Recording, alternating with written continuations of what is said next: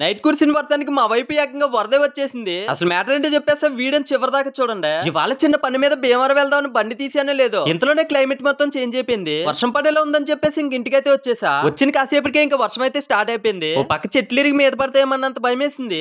మొత్తం నిండిపోయింది అసలు. ఇదిగో మా పక్కన కాలం ఒకటి ఉంది, కాలగానే వచ్చేసిందేమో చెప్పలేం, రండి చూద్దాం. ములిపోయిందిరా, మొత్తం ములిపోయింది.